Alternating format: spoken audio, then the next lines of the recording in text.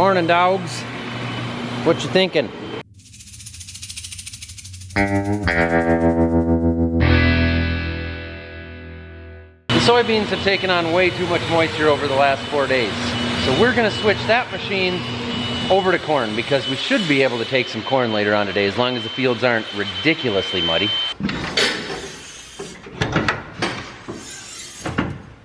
Okay, what's first? It's been a while since I've done this. Swap the rotor, shift the rotor into low. Too dark, I can't see what's what.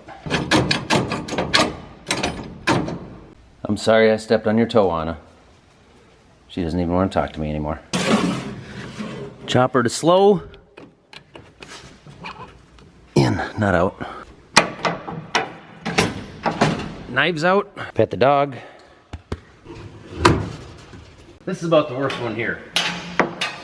Gotta pull the shield off. And if I remember, it's the same as the old machines. You gotta untension the belt and switch the pulleys. But I want this shield out of the way also. That's already set to the turtle. I had that wrong for beans. So that was actually pretty easy. Not a big deal this time. Morning. Finally got out of my pickup. Finally got out? Pulling it out of my pickup. Oh, good. Simon, can you reach behind there and get that one in? It's long reach for me. Probably. Okay, that's the only one we have left to put in. That one's a pain. I looked up the settings on that combine, and we don't have to change anymore. We don't change the feeder house speed or the sprocket between soybeans and corn. Well, that's nice. I'm gonna have to climb underneath there. I can't do it either. So the machine's set, except it says we should put those spacers in the concaves. So you want me to switch those over? I don't think so. Did we do it last year? Before we decide that, I'm gonna climb up here and either clean this filter out or find a new one. That's for the air system to get the corn from there to any of these tin cans.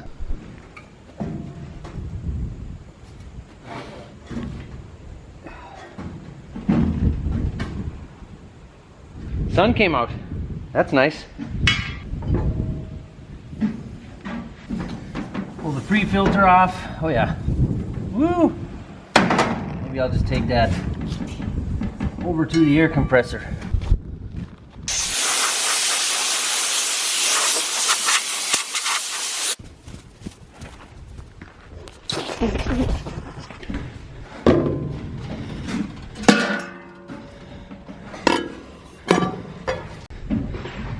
I know, you should never use an air compressor on an air filter.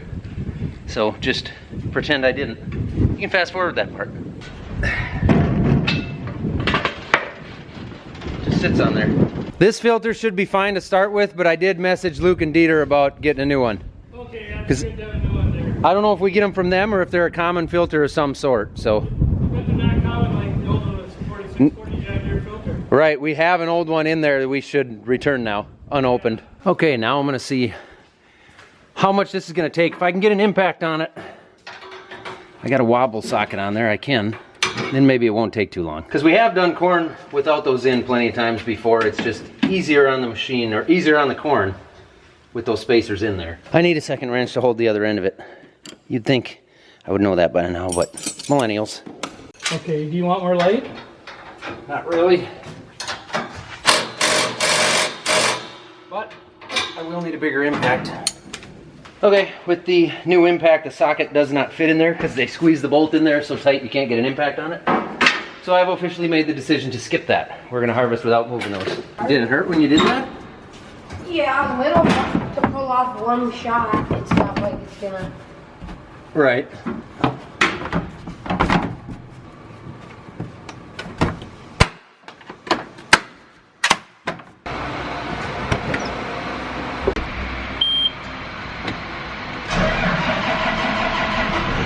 For some reason it wants the key to sit there for a second. I can't just twist it and start it. 5 to 4. Go ahead, radio works.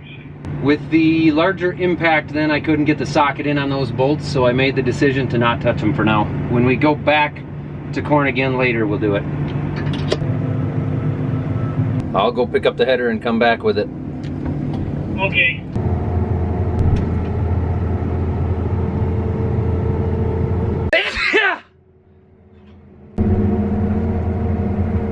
Here, you forgot these. Oh, thanks.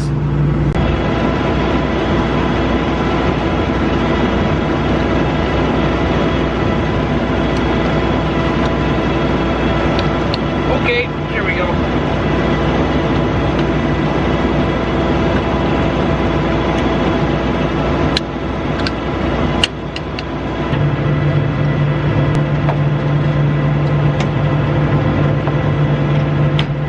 Everything is hooked here.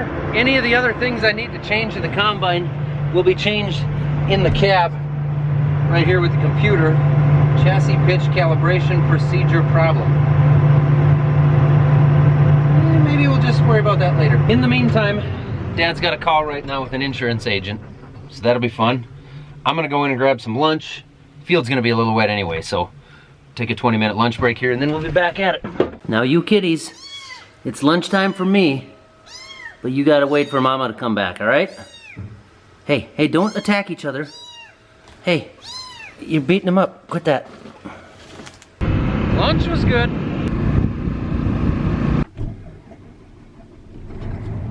For the first 10 acres, we're gonna go right behind the bins here, right off the edge of the driveway. It's always a good spot to start with. It's only 10 acres. It opens things up at home. We can get the dryer running. We can set the machine. We get everything else going and we don't have to really leave the yard. Because believe it or not, sometimes there are some hiccups that come into play on opening day.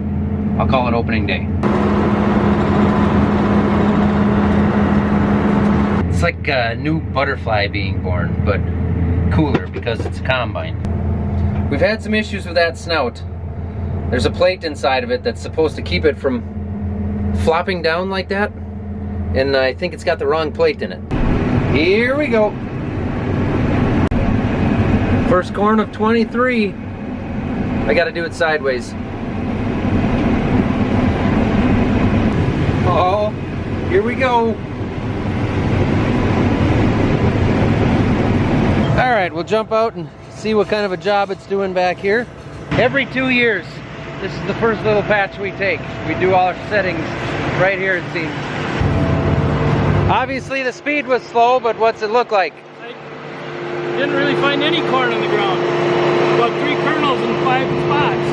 Or I mean, 1 kernel in about 3 out of 5 or 6 spots. Not bad, but I was feeding it really slowly. How's the sample look? Not bad, actually. There's some cob in it, but that seems to be a habitual problem. I was guessing there'd be a lot of stuff in it. No, it doesn't. It doesn't look bad. So I'm not seeing much for kernels out here. There's a lot of broken cobs. A lot of broken cobs, so maybe we should open up the concave some. Sure, open it up to slow it down or both. Open it up, slow it down, yep. I'll look down through the middle here. Some green stalk in here yet, which isn't a bad thing as long as the corn's dry. There's 1 kernel. Man, that looks really clean actually. 4 kernels per square foot is 1 bushel, they say. We're nowhere near that. No.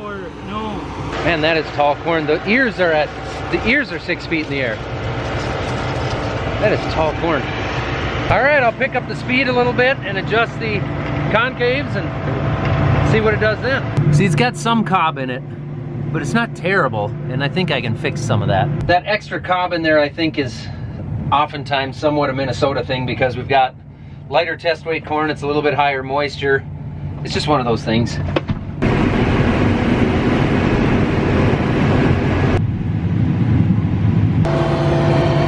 It's saying 25%. Oh, that went up. It's saying 28% average, but it sure isn't. Doesn't feel like it there. End rows are inconsistent. 28 would be, it's getting up there. So that was pushing through 4,300 bushels an hour here, so probably fairly average. So I'm gonna check the job it did here.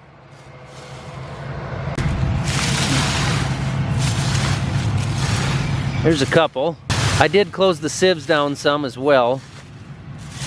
There's some here, but not anywhere close to a bushel per acre. And there's a lot less broken cob on the ground, so that's good. It's being easier on it. And we got the grain cart ready to go. It's gonna be kind of tough to switch back to soybeans in a couple of days after this. I slowed the rotor down, opened the concaves, and I did close the sieves down some. Just a couple numbers. Look better? Sample looks good. I think the ground still looks really good. There's less broken cob. I don't know, I think it's real close. No kernels from the heads, but it's not dry yet either. Right. Yeah, the stalks are fairly wet. It is saying 28% for an average now. Okay. So it's getting up there. This feels maybe too wet. Maybe we just go south. Yeah. We know that we have drier fields 5 miles south of here because we've hand shelled and tested. So I think the plan is going to be actually just to cut these 12 rows back and then get out of here, maybe go down and take some drier stuff.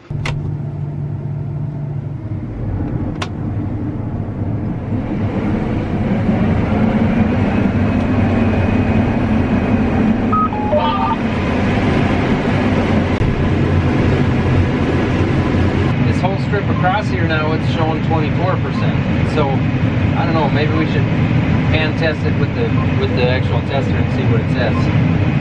This 24, we're kind of just taking it out, make sure the Thunder Creek guy is coming. Another one? What's it say? 23.7. 23.7? So my averages were off. I didn't have things zeroed, and it shouldn't have gone higher if anything because you haven't done anything. The beans are drier than that. Yeah, so I don't know what I'll have to look into that, but it was saying around 24 most of the way across. Okay. So at that, fairly close. We probably should just take this 10 acres off. I think so. It's almost 52 pounds too, so it's a little heavier than we were thinking. A little heavier. It's not good. It's not good. Yeah. And you guys want me to go down to Starbucks? Well, not until this field's done. He's gonna park that grain cart on the driveway, so I got somewhere to dump for now, and once we got a semi-load, we'll start running stuff into the pits and into the wet bin. Wind is really picking up now. You coming with, dogs? They're just gonna enjoy having an open field to run in again. This will get on. There she goes.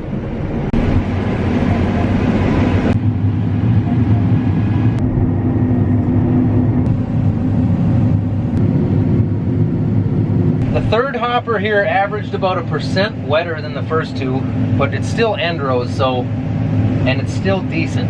It's definitely not over 25.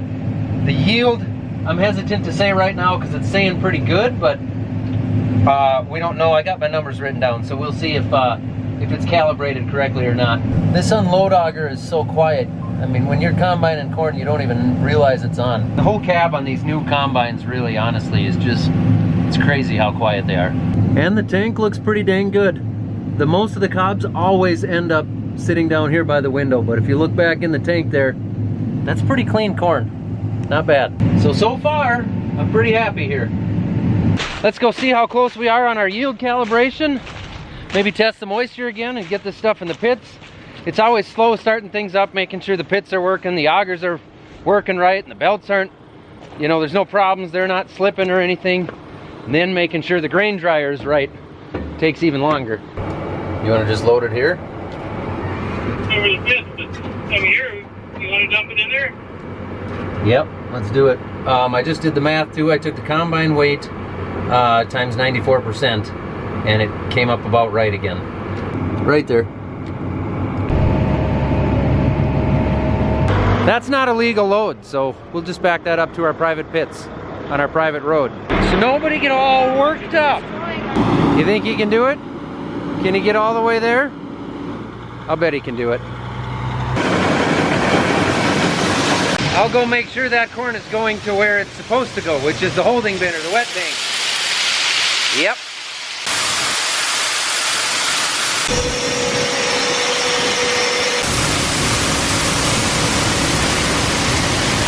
And we got a special delivery. Look at that. That's the first time I've seen it. Well, we got a new Thunder Creek trailer here.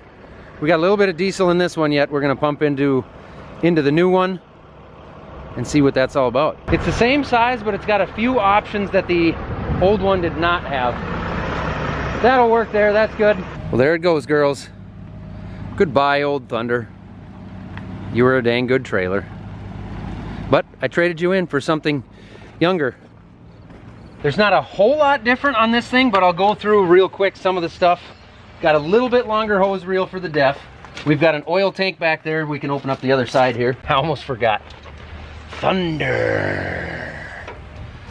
Oil tank here. If I remember right, he said 30 gallons. That's got its own pump on, so you could put hydraulic or engine oil or whatever you want to put in there. We got the same toolbox, the same def tank up front here. It's got 14 ply tires. So these are essentially a semi tire, honestly. That's a really, really heavy tire. We have got same pump here. We've got a digital, not digital, you know, thingamabobber here that spins the whirligig that makes the numbers go flash. We got our LED light under here for when we're doing that at night. We got the work tower. This work tower's got its own solar panel on it, so that thing's gonna charge all the time, keep itself charged up, which the battery for the trailer has here as well. So this thing isn't gonna go dead. And back here is the really cool end. More tool space, a little more storage here. We got a 14 horsepower pump. We've got a generator. We've got a welder. We got an air compressor. We've got a vise. This pulls out. If I had both hands, I could do it. There we go. Pulls out, you've got a workbench and a vise, and you've got your welder, air compressor, generator, all of it right back here. Plus a couple more drawers of storage underneath here, extension for the welder, everything you should really need and more. Check out Thunder Creek. This one came from Nessa, Nessa Inc., dealer in Zeering, Iowa. So if you guys are down in that area, definitely check them out. We've done a fair amount of work with them now on some stuff with a seed tender and the Thunder Creek trailers. They are a good dealer for a lot of different things. And meanwhile, while I've been messing around with the fuel trailer, Dad's been out here getting some work done. And I've just been, now I'm taking the dog for a walk.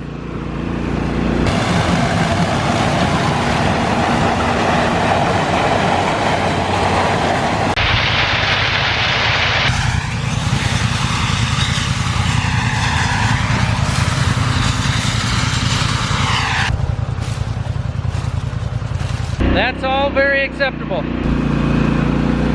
May as well go get that. Tears the driveway up a lot less if we use this instead of driving the grain cart up here.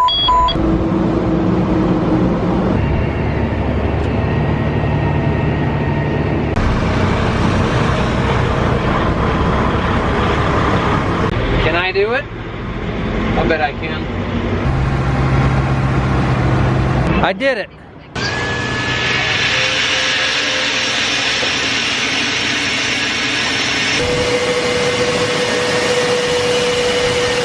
I've got a sample here. Let's see if this changed at all.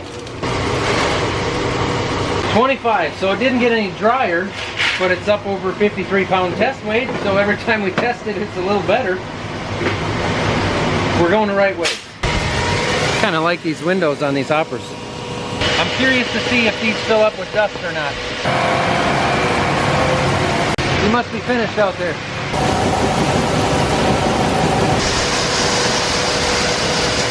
Now we got the dryer filling.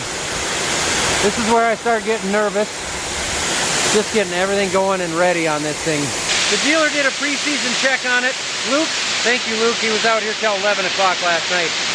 Checking everything over on this, making sure it looked good to him. He had it running, but I wasn't out here, so I'm still a little bit nervous about it. It'd be nice to get this thing going. There you can see the column filling up right there. It'll fill from back to front. There's an auger at the top that once it gets full up here, it'll start conveying it towards the front. Well, the dryer is full, but unfortunately it wasn't enough corn to keep it going for very long, so what we're gonna do is fold this up and head south. That way we'll be ahead for tomorrow. We're gonna hopefully get a couple loads out tonight, get them home, and get that thing going. So that way, two things. It'll speed us up in the morning because we'll be moved to that field already. We'll also know that that dryer's running right. Just in case something's wrong, we can get ahead of it for tomorrow.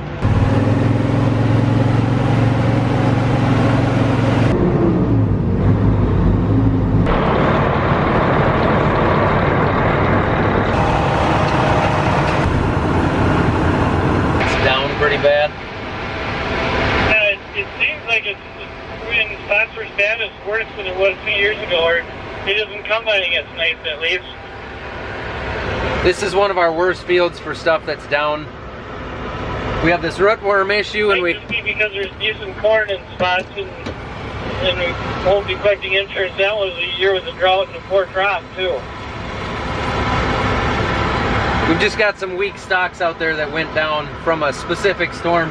This is the exact same hybrid of corn that we just harvested at home, so we had high hopes. I mean, we still have high hopes for it, but it's just knocked down a lot. There you can see where he's kind of picking it up. You can see how short it looks. The stalk is all there, it's just halfway laying on the ground. What a mess. It's an unfortunate challenge that we just have to deal with once in a while. Seems like way more often than we should, I guess.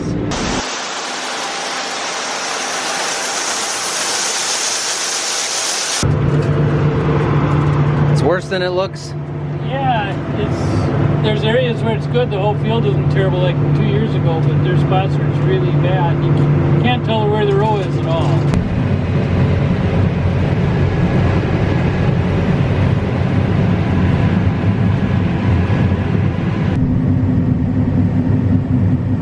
That took a long time to get one truck full.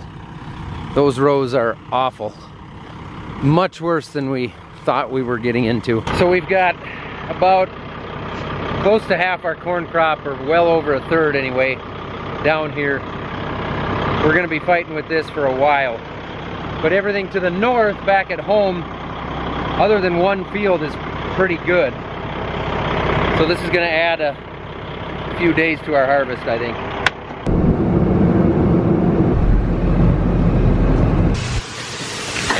We'll sample this stuff. I think it's not any drier. It's gonna be a long, difficult harvest down there.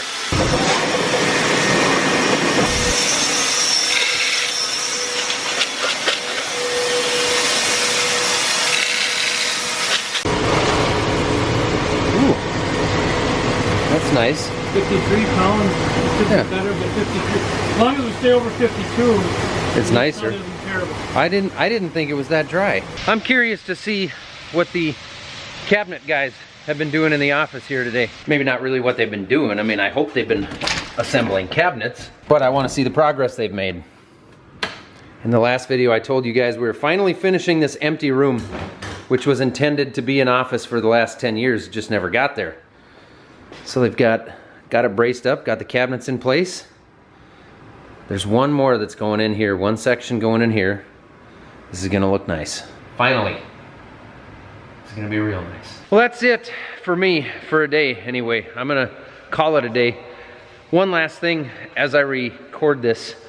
There was a young father about an hour and a half south of me, got in a really horrible grain bin accident here the other day, and there is a GoFundMe set up for him. As of right now, it sounds like they are amputating both of his legs. I don't know beyond that what the extent of his injuries are yet. It sounds like there's still some more coming out about that, but unfortunate situation. So for every farmer out there, elevator workers, anybody that has to go into a grain bin or a confined space, safety.